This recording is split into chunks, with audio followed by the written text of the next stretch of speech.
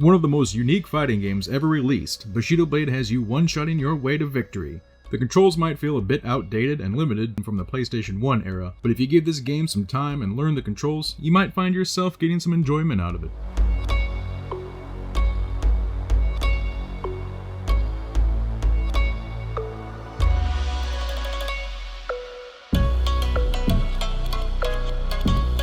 Bushido Blade's story has you playing one of 6 characters. It doesn't matter which one you select, as they all relatively have the same storyline. You're part of the dojo Mikyokan that has a super secret assassins called Kage. Once you are in, to leave is death. And well, you want to leave, so death it is.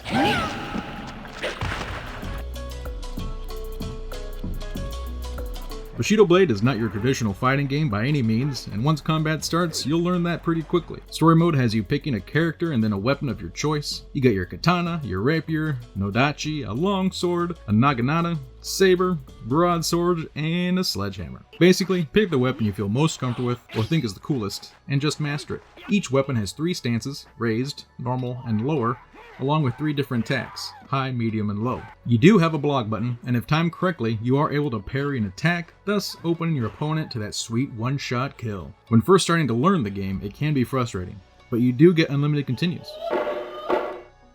Beating the game and getting the first ending is pretty easy, as long as you follow the rules of Bushido. First rule of Bushido is you don't talk about Bushido. Second rule of Bushido is you don't stab people in the back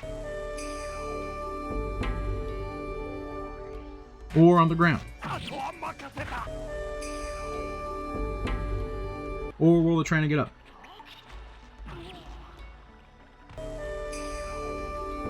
The best thing to do is let the AI start moving and then begin to hack away. The speed of Bushido may feel slow and a bit clunky, but you can tell it was intentional. Each swing needs to be planned out and strike with pinpoint accuracy. Or you can just find that one move to spam and go full on cheat mode.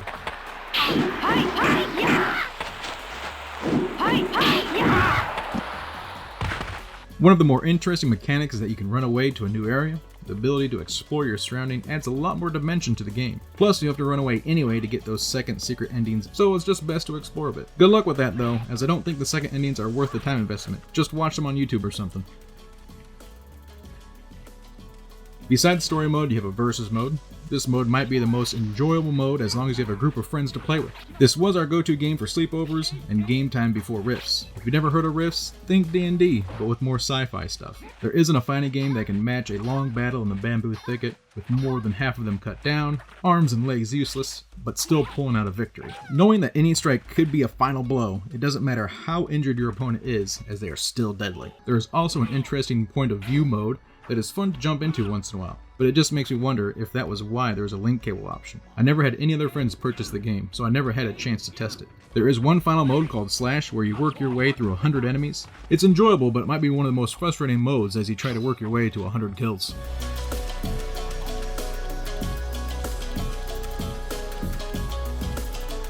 Overall, the music, when it's playing, is well crafted.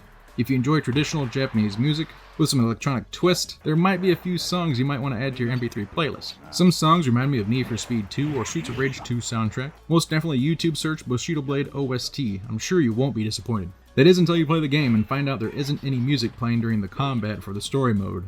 It's mostly just ambient background sounds and your character yelling and death.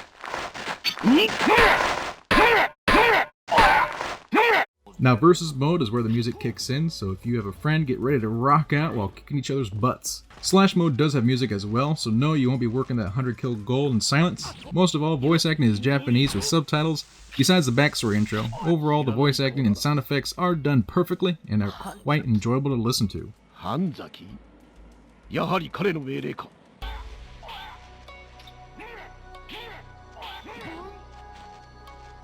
The graphics have not aged well at all. There are a lot of reused textures and overall not a lot of detail, even for a PlayStation 1 game. The level design is interesting, and being able to interact with the environment by cutting down bamboo is a nice touch. The draw distance isn't very far, but you'll be fighting up close most of the time anyway. The characters are incredibly blocky, there's a lot of clipping, and there isn't much detail on them as well. Whenever you get that final blow, it looks like the opponent is bleeding Legos.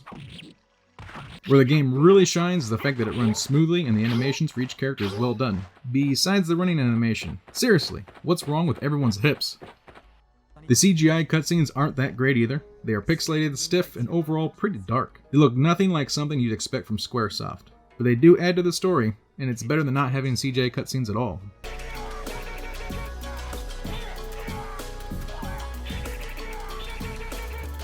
Bushido Blade is not a game for everyone, and if you've played it and hated it, I don't blame you. But if it's in your collection and you haven't played it, I think it's time you get the game out and give it a go. Once you get how combat works and you stop dishonoring yourself, you can get all 6 characters' first cutscenes within a few hours. Bushido Blade is most definitely worth a playthrough. Alright everyone, like, subscribe, hit the notification bell if you want to see more content like this. Stay safe, stay retro. I hope you find the games you're looking for, and have a good one. Later.